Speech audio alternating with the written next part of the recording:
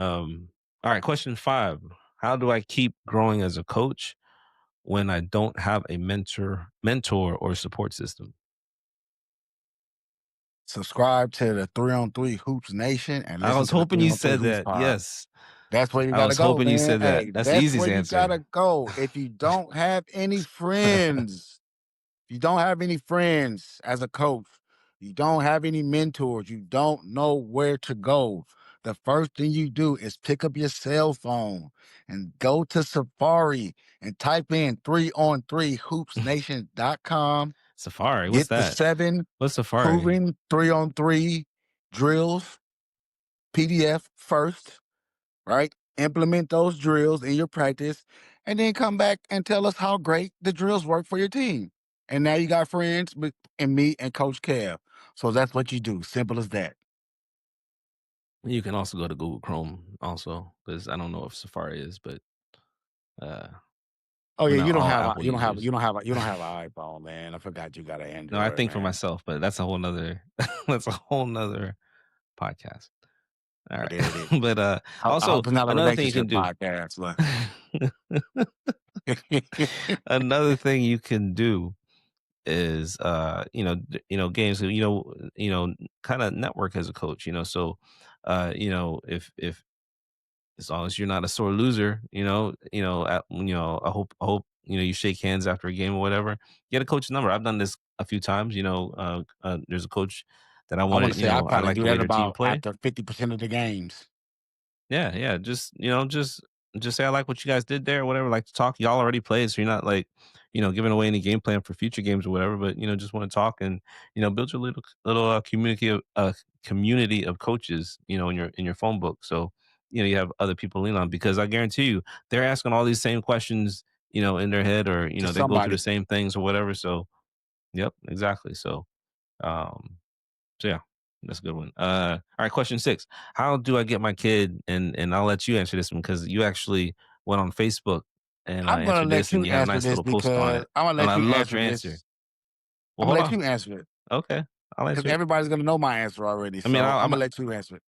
well, I mean, you should, yeah, but not everybody. I mean, I still think you should give your answer. But how do Hey, I get my kid if they want to know my answer, or my players? Can I get the question out? look, if they want to know my answer, subscribe to 3on3hoopsnation.com and read Oh the my goodness, article on how to make players more aggressive. But Coach Kev, that's right. how do I get my kid or my players to play more aggressively, sir? Well, besides your answer, which I think is the best answer, and again, go to what coach said to go to. I mean, I found that aggression shows up when players feel prepared, right? And Right. when a kid hesitates, it's usually because they don't know what they're allowed to do. Well, they're waiting for us to say something, or they're just confused, or they don't understand. Um, and I would fix that by building permission into drills. Like, Yep. uh, you know, if you catch it open, you have to attack. Right, that's a rule. I use the read line, the 3 point line, as the read line. If there's a defender, 1 foot over that line, that's an automatic basket cut. There's no negotiations. So when they experience that success doing that in practice, it starts to carry over, and you can't flip a switch to make a kid feel fearless or anything, but it can build the confidence through repetition and clear expectations. So, but that's a technique that I would use besides playing 3-on-3 basketball. Yeah, So, for sure. There you go. 3on3hoopsnation.com. Read that article. question 7: How do I balance developing everyone with still trying to win games? How do I how do I balance developing everyone with still trying to win games? This is a good one. Oh man, This this this is a this actually great runs this in. is a Yeah, this is tough. This is tough, this is a great question, man. And especially for what we talked about earlier, especially for JV coaches and freshman yeah. coaches. So this is Middle my answer. school. Um I'm just gonna keep it real, right? When you're playing basketball games, the best, most prepared kids are gonna get the minutes, right? Mhm. So when you're in practice, you have to do your very best. And this is more so for, like you said, the JV, the varsity, and the high school. You got to do your very, very best to get your bench players or the players that get no minutes at all. They got to buy into practice being the game, right? Yeah. Therefore, they're getting the game type minutes in practice.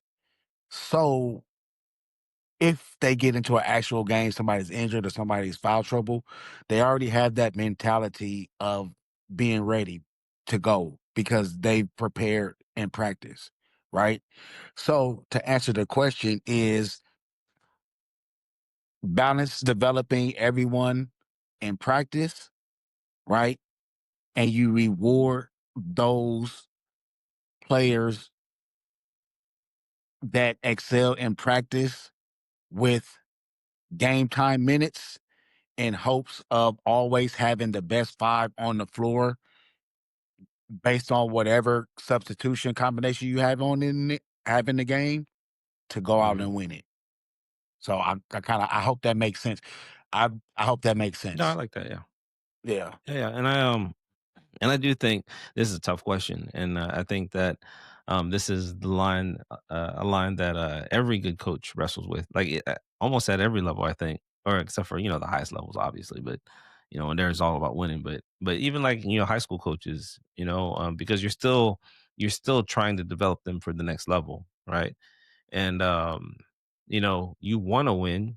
We wouldn't be coaches if we weren't competitive, but that development matters in the long term. So you have to be a long term thinker.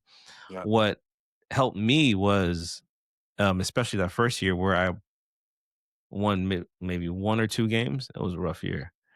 Um, I won what helped me zero. was, yeah, what helped me was redefining what winning means at each level, right? Yeah. So especially at the younger ages, winning might mean everyone touches the ball or communicates on defense, right? Or for three possessions in a row.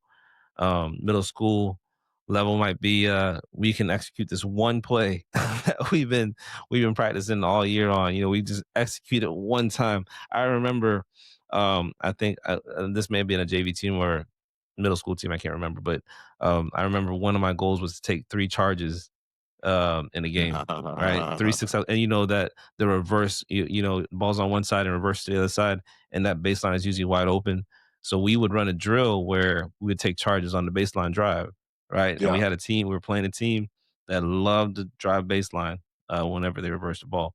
So we're down by 20 or 15 or 20, something like that, in the fourth quarter, and we were only need one more charge. And I think I gave him, like, if we get three charges game, no running in practice next practice, something like that. Right. And we got that one charge, the last charge to make three for the game. Everyone's celebrating like we won the game. And so we lost the game. Well, the game was already over, but nobody in the stands knew why we were celebrating. Like the Except bench was y'all, and celebrating that's so hard. all that matters. But that's all that mattered. You know what I'm saying? It was a game that really didn't matter. I mean, in the long run, it didn't matter. We lost the game. Yeah, it was just late in the season, but you redefine winning that way, right? And my kids felt great because that was a goal of ours and we reached it. This was a goal. It wasn't placed in the middle of the game. This was a goal placed, that week. Like, we need to do better at taking charges. We worked on it in practice and we did it. You know what I'm saying? So wish you won the game, but my kids were happy that we got one goal. So the focus wasn't on the 20-point loss, but but I used to think that you know uh you know development and winning were opposites. Like you see They're the one and the same. you're right. Not, they I mean, feed think off each about other, these right? college So programs. They talk about it a lot, right? hmm I don't know, just think about the top program like Auburn, things like that. They always talk about development. Then, the best, especially in college, the best coaches they preach development. Now you have those blue blood programs, the Dukes, Carolinas, UCLA's, things like that. Obviously, they want to win because they always want to win. But how do you win? You got to develop the talent. You got to develop the hmm talent that you get because yeah, when you're a high school, and you're a you 5 star, you're a 4 star. But guess what? When you get on that college campus with all those people that's been there already, guess what? You at 0 stars, buddy. So Yep. we gotta develop you to be able to compete with the people that we already got. Yeah, and and you know this because you've coached this age level before, but and fifth the age group, 5th grade, 6th grade, you can win a 5th grade tournament playing, ISOing your best player and going 1-on-1. You Or can win a just whole playing tournament full that way. court press the whole game. Yeah. Well, or but you'll lose out in the long term because those players never learn to share. They never learn how to play basketball, and they're They stuck in, never know how you to know, play. yep. Yeah, one player working on his one-on-one skills where he probably won't even get to use that in the higher levels because everybody can, play at Yeah. a higher level, and they're going to be expecting When he him gets to eighth to pass the grade, ball. when he gets to eighth grade, and they send a trap on him in that corner once he passes over the half court Hmm. line. Now what is he Yep. gonna do? And then what about your other players? And you of all people, like when you coach, you say you coach. Do those middle school players go to the high school that you coach, or? Yeah. Most of the Yeah, vast so you majority of you them do. yeah, so you'll coach these players knowing that, you'll have to see them again in your freshman team and JV team and stuff. So you're coaching these players for a long time. So, it might be easier for you to develop these players because you're thinking more long term, Like but that's how every coach exactly. should be hearing. Like, don't be selfish. Don't be, just don't try to win your 5th grade tournament, by And then putting the ball in your best player's I hand. even tell players and I tell parents, like, even if you go play for another team, I never want another coach to look at a player that's played for me and be like, damn, he don't know how to play. Who used to coach him? Like you know what I'm saying? I don't ever want to be in that position. Yeah. All All right, I got another hard question here. right, what we got? How do I keep players motivated when they don't all get equal playing time?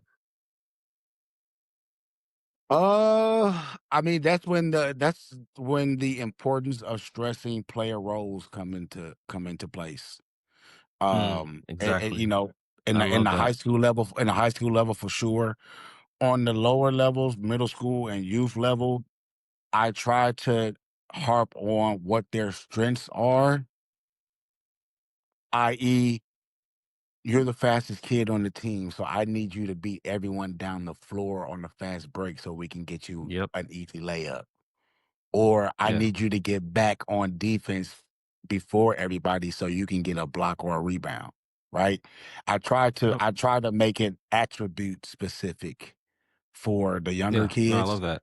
That way they tend to focus on, oh, okay, I'm good at rebounding. Well, let me just do the best at rebounding, right?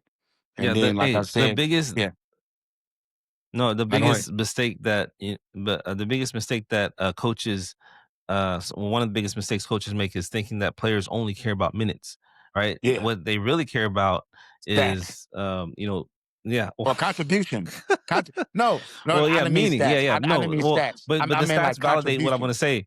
The Yeah, yeah, yeah, exactly. They care about meaning, or they want to feel like they matter. Yeah, so right. stats clearly say that, Because and I that's had a kid happy that we won a game because he tipped the ball away from a player and knocked the ball out of bounds, and the rest of the time ran off the hmm clock. Like, they didn't score any hmm points. That's not even a stat, yep, right? It's just a deflection, which I guess some people call deflection stats. But the fact that he stopped the ball from getting to a player for us to win the game, that was the highlight of the day for and him. He because and then how he did didn't you? do anything else in that game that I can Okay, remember okay. that was worthwhile or anything. As a coach, how did you react to that? Like in the locker room, or how did you recognize them? How did you do That's that? why I always tell people to stick to it, and whatever your strongest attributes are, dig into that, right? If your best attribute is being annoying like Dennis Rodman and just getting in the way of people, do that, right? Hmm. You don't got to get a Yeah, block. because You don't got to get a steal. Just stay in the front of them and annoy the hell out of them. Like, if that's what you're good at, do that. yeah. So I'm sure you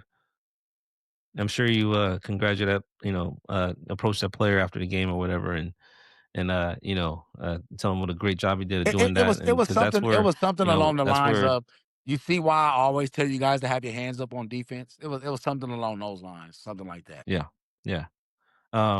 And that's where their work gets noticed, right? And they'll stay engaged even with limited minutes. So yeah, be transparent about about your standards. We reward effort, consistency, or their consistency and effort or whatever, and find ways to find ways, like you said, find ways for everyone to contribute. Mhm. Define their roles. Maybe it's a defensive role, energy in practice. Maybe it's leadership. Yeah. And that goes as far as even like the guys on the bench chanting defense, defense, defense at the in the fourth hmm quarter when we're down by Look, 3 and we when need to get when a ball kids back. feel purpose, that's when the Yeah. motivation follows. Uh-huh. Yep. And you'd be surprised, like, when you get that into the minds of the kids, how into it they get. Like, I had a middle school team one year that I stressed how important it was for them to chant defense while they're sitting on the bench because they're a part of the team and the team feeds off that energy. Mhm. By the end of the season, like everybody was into it, Yep. like don't got defense, defense, defense. I was like, okay, yeah, Oh now we no, got I've got different. something going here. There was one time, yeah, there's one time we were playing our defensive intensity, where we were just flat. Like we were allowing backdoor cuts. We had like a couple alley oops thrown backdoor or whatever at the JV level. I'm like, oh my goodness, nobody's talking. Everybody got discouraged because we just got dunked on, and especially at the ninth and 10th grade level, that could be discouraging for some kids or whatever. And I remember going into the locker room, and I told my coach, "We're not even looking at the star. Whoever was on the court, we didn't even look at them. We got on the bench because they were the ones who quiet, and everyone in the locker room were kind of like, oh, we weren't expecting this. It's, I wasn't blaming them, but they're not helping. What I'm saying? We were just getting, out athlete. Just Yeah, athletes jumping all over our players. We couldn't do anything about it. But what we could do is, we needed to bring the energy up somehow, and that's our bench's responsibility. So yep, my whole entire locker room speech was focused on the bench. Like, you guys need to have more energy. You guys aren't helping. So, all right, I got the best one for last, Coach. Uh, this is another tough question, and you'll probably have to be extra careful with this because you are currently dealing with parents. But how do I deal with parents who think their kid is better than they are? I invite all the parents to come to Do practice. we want to skip this question? No, I invite all the parents to come to practice, and that's what I tell them. That's Yeah. what I tell them. You tell I them just what? What invite do you them to tell come to them? practice, come to practice and watch them Oh, play. you just tell them. Yeah, that's, that's And it. then what if that kid has what if that kid has the best practice he ever had? Then that's when I got to figure out. Then that's when I got to figure out what to do next. But it ain't never failed me. It's never failed me. Can we be real here too? Um, Yeah, that's so so the kids that are actually good and stars, right? Obviously, their parents, their parents know that, right? mhm.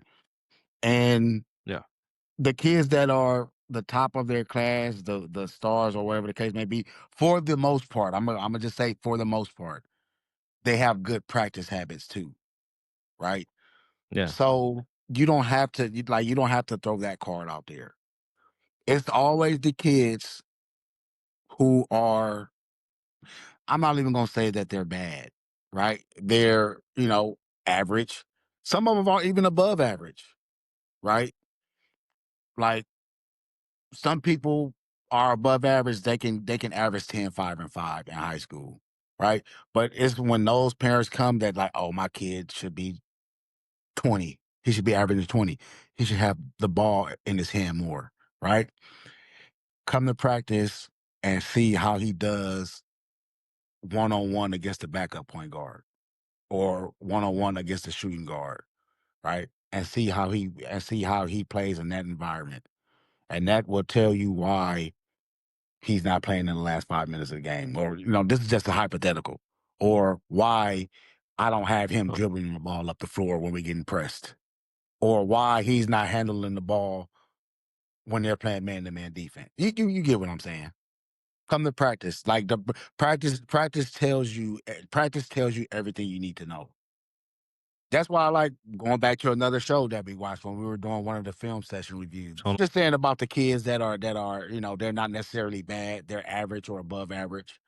Um, those are the kids the parents of the kids that most of the times are the ones that you have to throw that card out there. Just come to practice and watch them. Watch their practice habits. Um, I think the key is remembering that parents are emotional, right? They're not analytical. You can't really fight emotion with data. I know some coaches try to pull out stats, practice stats or whatever, to show Yeah. their parents like, "Oh, this is what your kid can work on." I mean, what really has worked for me is, first of all, I let them know that I'm a parent myself, right? And Hmm.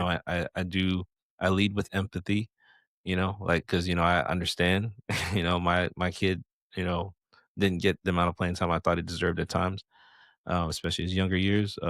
Me too. So I start out by acknowledging something positive about their kid, and then pivot to growth. And like he's got such great instincts. We're working on this now, and his consistency on defense, and you're inviting them into the process. And I think inviting them to practice is a great way to do that, especially so now you can kind of give them a visual of what you've been telling them, and don't shut them out. That's the worst thing you can. I know sometimes weird. That's the last thing, and a lot of it stuff is parents have bad timing too.